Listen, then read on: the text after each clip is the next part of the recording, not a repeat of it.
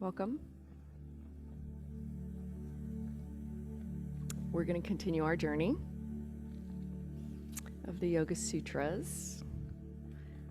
This week we're on Book 2, Sutra 19. And kind of context is we've been talking about Purusha and Prakriti. Purusha being the seer and Prakriti being the seen would be like one very short explanation. And what we've been told is the Prakriti is made up of gunas. Gunas are sort of intense energy,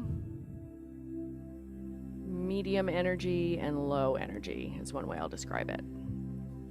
And what he goes in to tell us here is that all of these energies that form Prakriti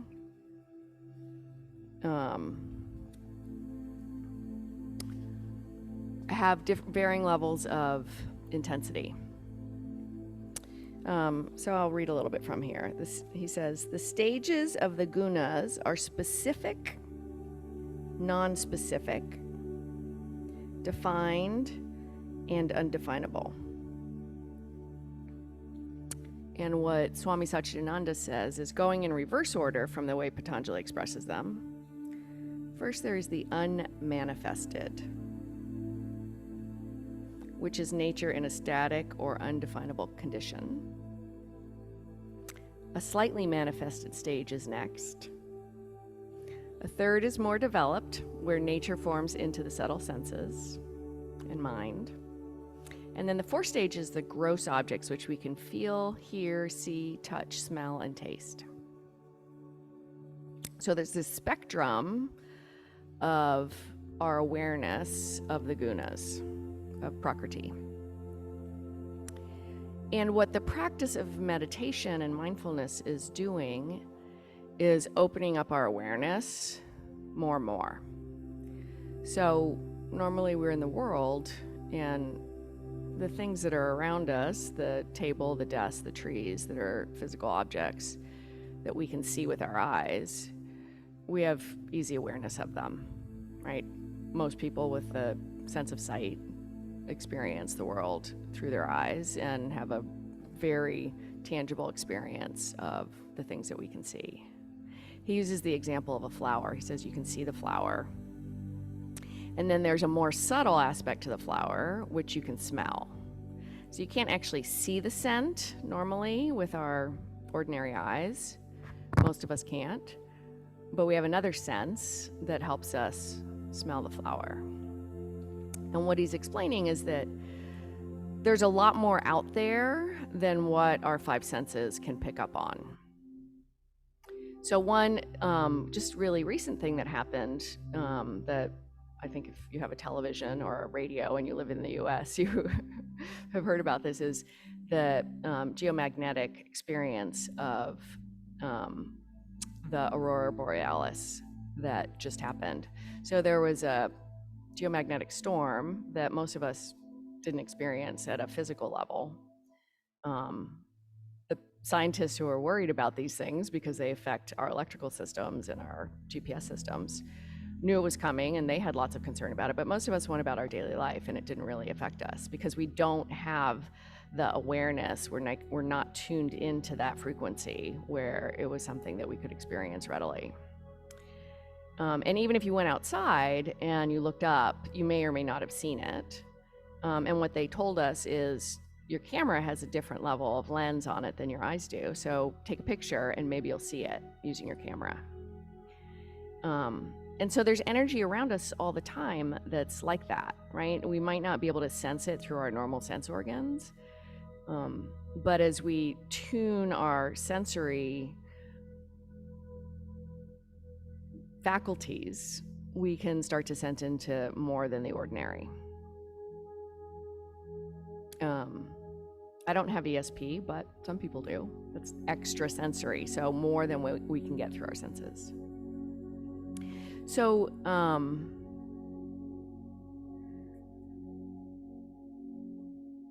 what I want to do today is kind of take us on a journey through awareness of the sensory experiences and beyond. Before I begin, does anybody have any questions or comments? Jessica, I'm going to unmute you from where? Oh, I can't do that. All I can do is ask.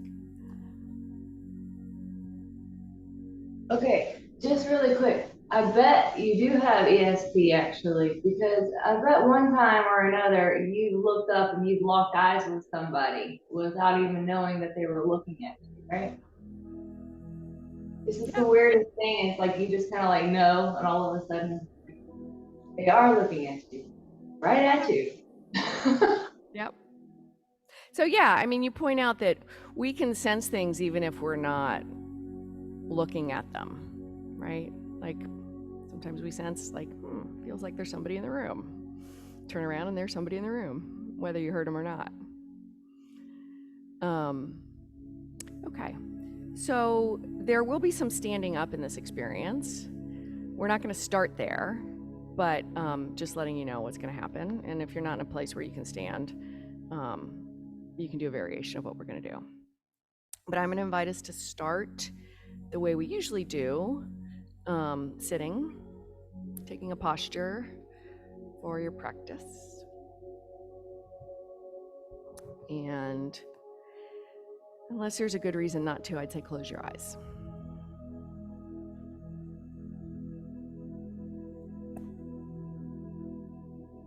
All right. Let's take a few moments and land in your seat, your posture, your body.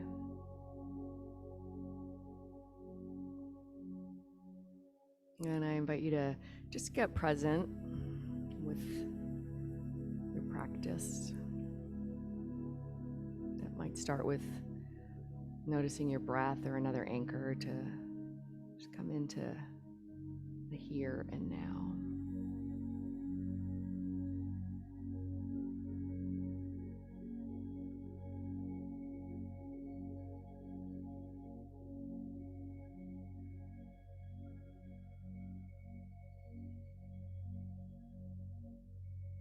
All right, now I think you should be able to do this with your eyes closed. So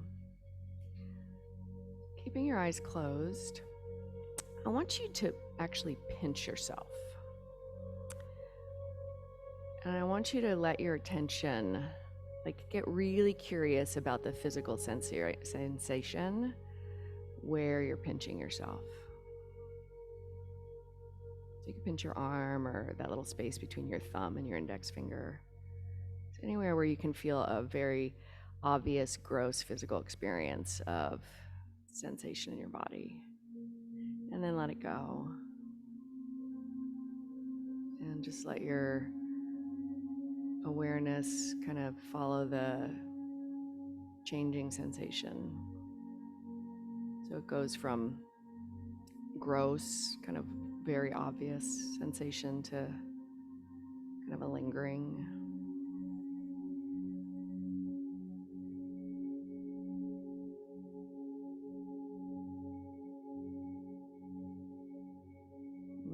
Observe it dissipate.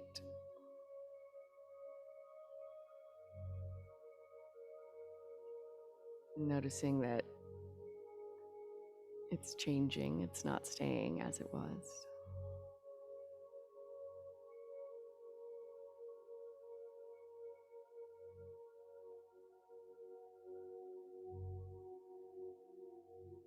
Just anything about the physical feeling of that sensation.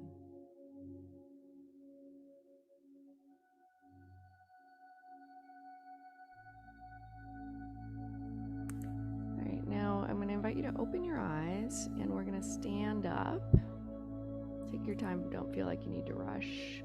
You can, do this with your eyes open.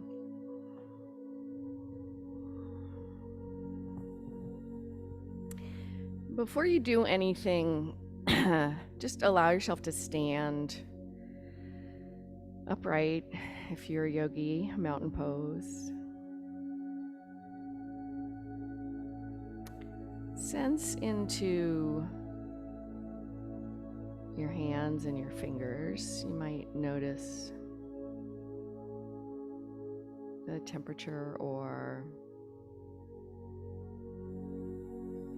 maybe a little bit more than temperature, just whatever's right here.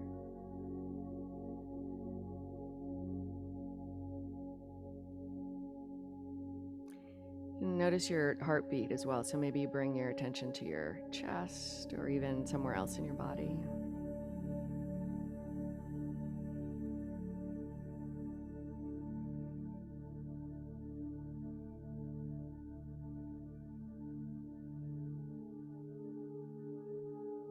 And then start to move into a swinging twist. So I'm just going to invite you to, as you're standing, let your arms hang freely and swing your arms.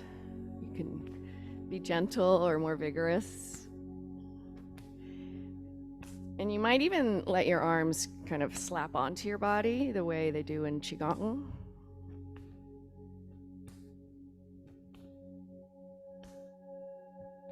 We'll do about 3 or 4 more rounds.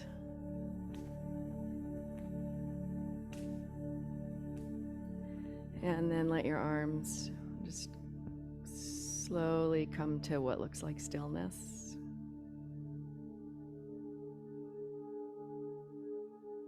And notice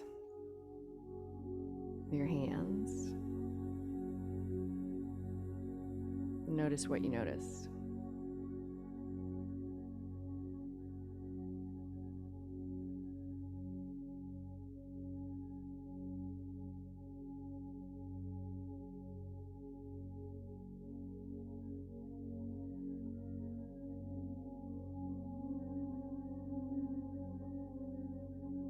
Notice your heartbeat here also, so maybe it's more apparent,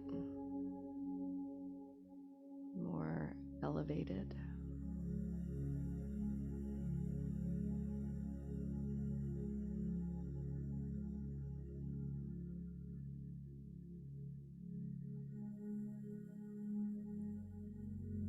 And then widen your awareness to your whole body.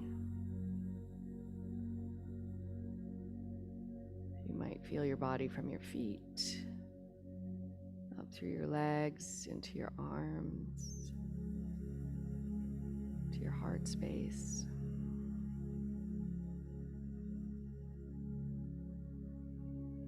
And maybe there's a sense of aliveness, vitality.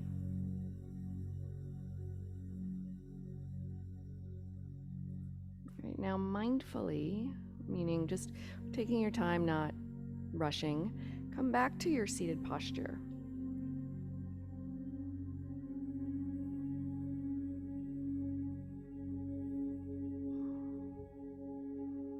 All right, and I'm going to invite you to bring your hands together so that your 5 fingers touch each other with a little bit of space between them. And then let your hands rest in your lap.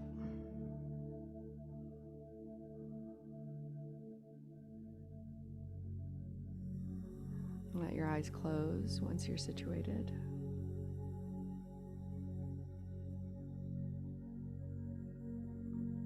And bring your attention to your fingertips. So all 10, assuming you have 10 fingertips.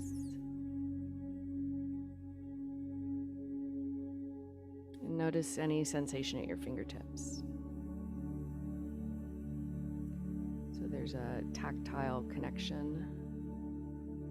Fingertip touching fingertip.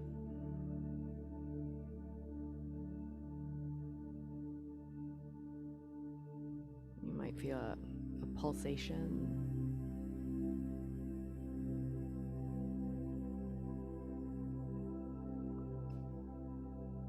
And expand that awareness into your fingers. So from the place where your fingers touch, drawing your attention down the length of your fingers towards your palm.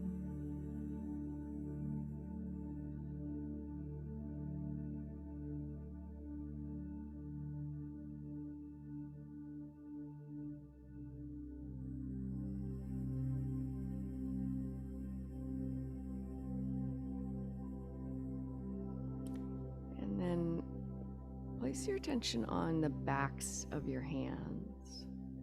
So the backs of your palms.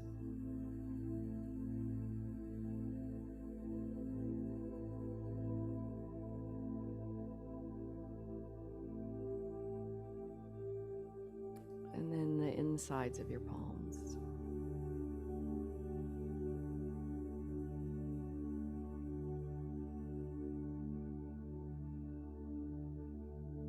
Maybe there's a sense of heat or other experience.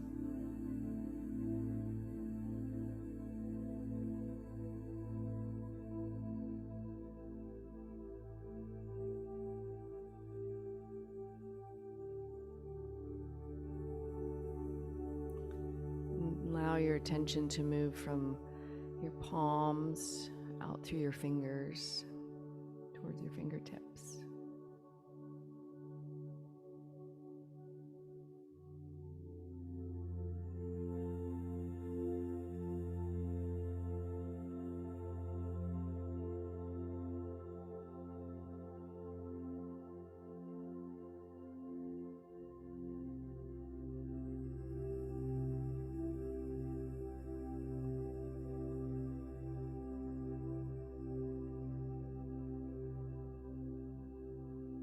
Bring your fingertips and your fingers and the palms of your hands into your awareness. So expanding your awareness to the basket of your hands.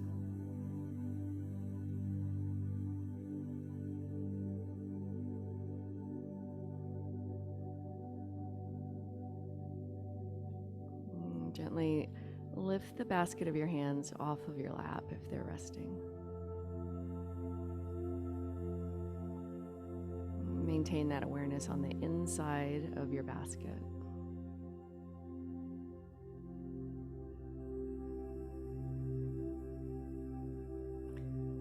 Start to let your fingers come apart an inch or so. Eyes can stay closed.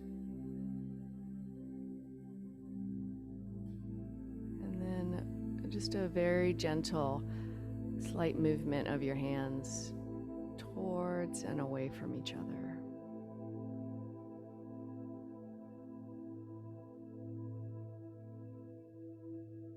You might sense what feels like a little ball of energy.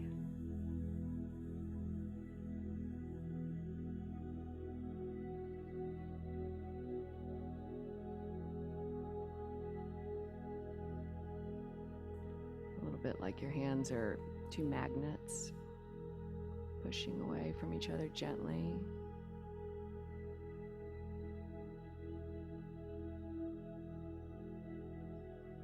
And give yourself permission to kind of explore the boundaries of that. Maybe your hands separate a little more. Your little ball of energy might grow to the size of a volleyball or basketball.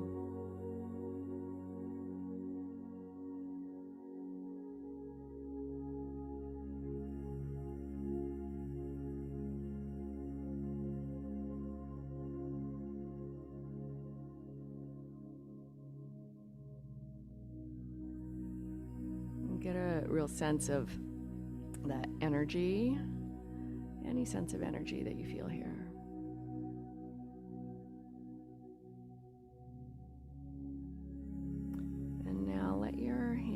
Gently come to rest in your lap.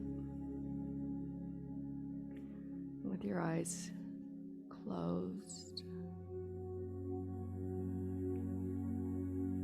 draw your attention from your hands up along your arms.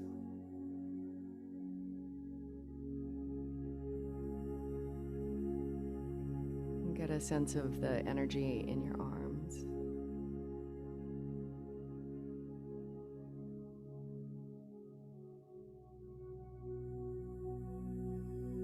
That energy come into your chest, your heart space.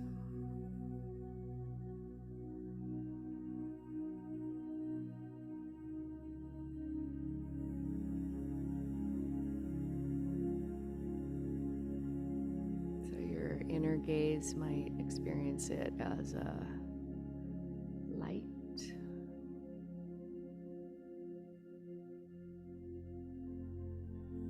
a shimmer.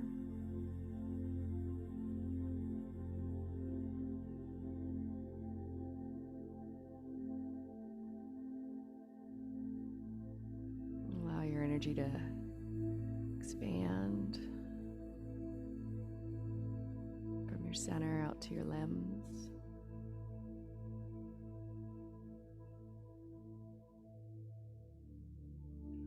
Up through your head to the top crown.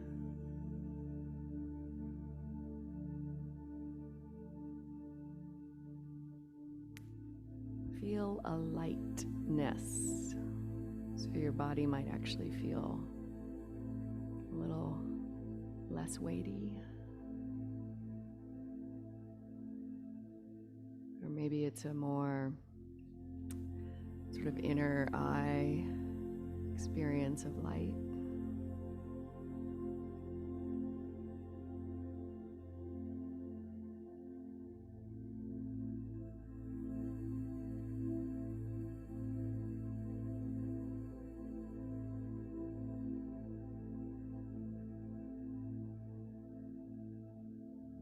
And getting a sense of your energy field, essentially.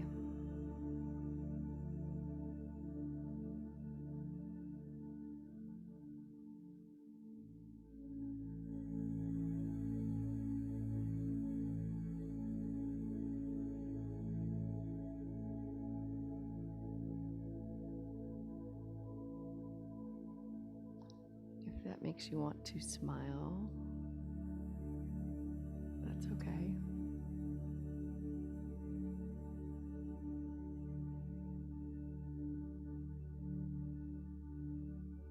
If there's nothing there, that's okay. Sometimes we're blocked. That's okay.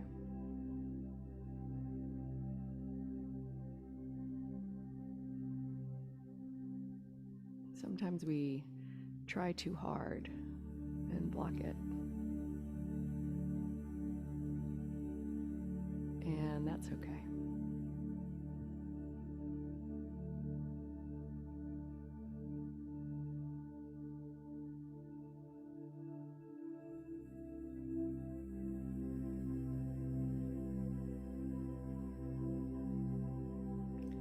So a seeking more than a striving.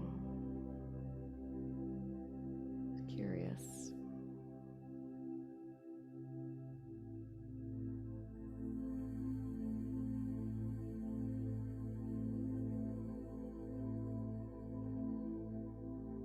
What are you?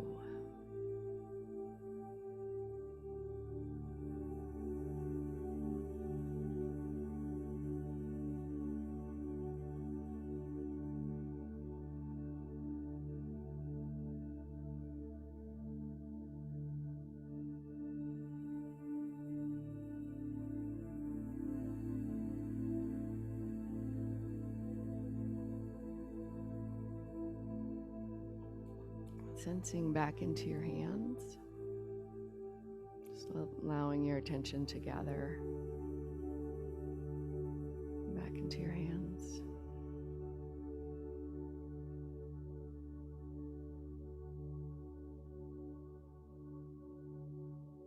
And then back to your breath, just noticing your breath.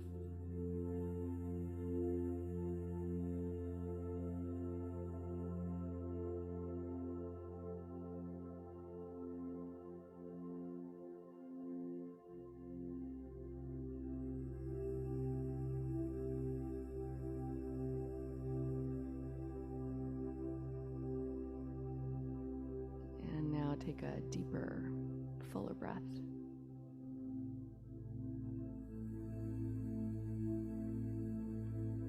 And one more big breath.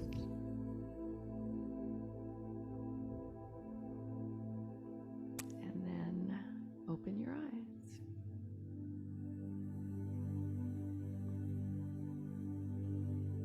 That's my inner weirdo coming out.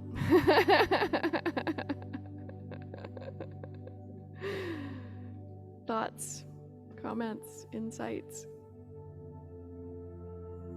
Yeah, Jessica.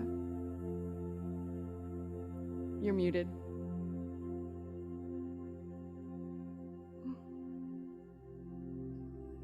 Anybody else? Raise your hand if you Jessica's unmuting. Yeah, go ahead, Jessica. Sorry, that was amazing. Thank you so much.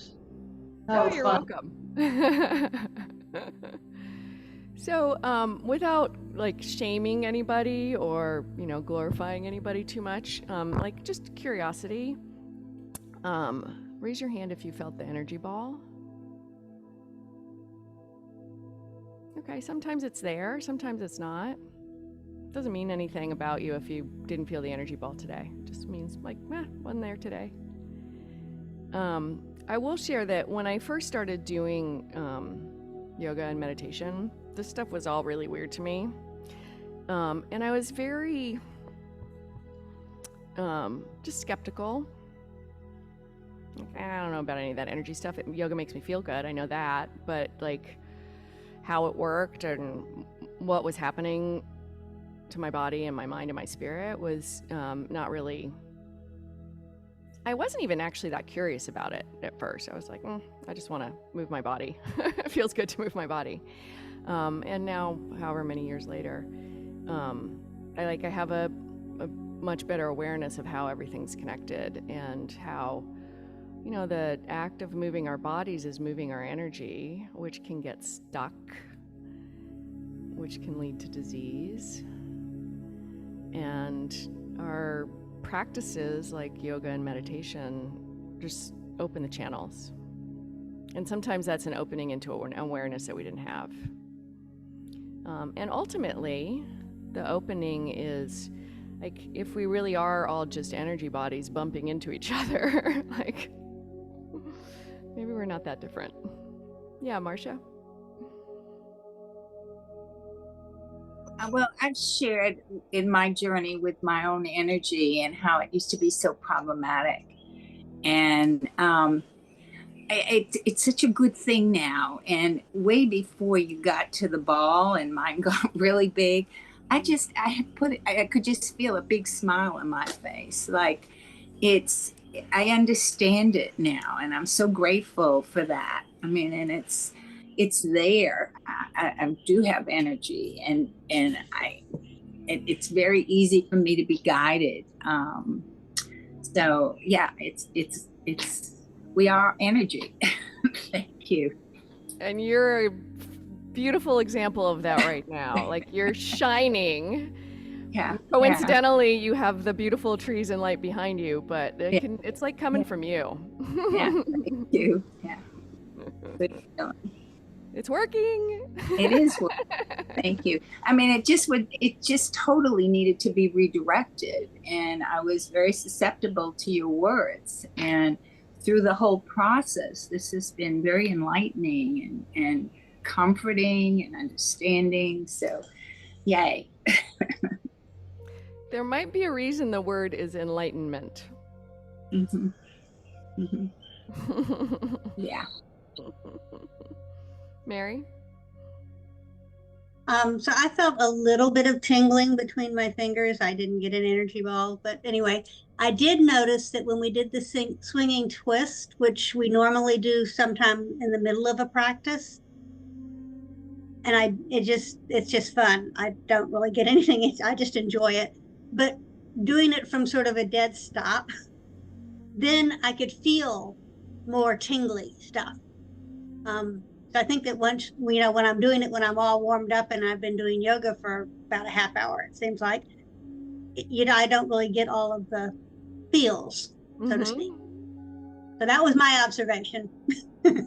Yeah, it's a great way to prime the pump. So, sometimes just before I sit, I'll do a swinging twist to just kind of sense into my body, especially if I'm doing a practice like Vipassana, which is like a body like scanning practice. And when I first started doing Vipassana practice, which is like you looking for the feeling in your body, it was like dead. I was like, I feel nothing. So for a practice like that, it can be good to like wake it up, which I think is part of why yoga was developed, to help us meditate. It gets us into our body and out of like distraction, so we can pay attention to what's here and then what's here. Paula?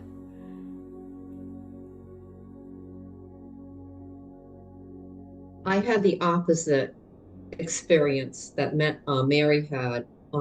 Usually when I do the swinging twist in a yoga class, I usually can feel that tingling sensation in my hands. And this time I didn't, but I think it was because I had flip-flops on. So my feet weren't grounded. Ah, so interesting. Who knew? Well, this has been fun. Any other last insights or comments? That's that rubber for lightning, Paula.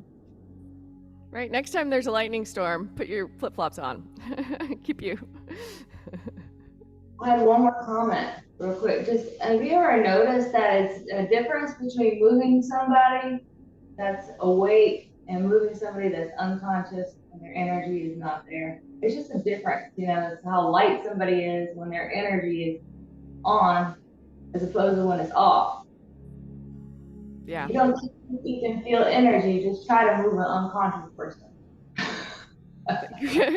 I've never thought of that, but yes, that's an interesting experiment. I know you have some experience with that. Yeah. All right, well, we are out of our time for today. I'm so grateful that you guys are curious, or at least pretending to be. Have a really great day. Go shine your light. You have a good day too. Thanks, Dad. Thank you.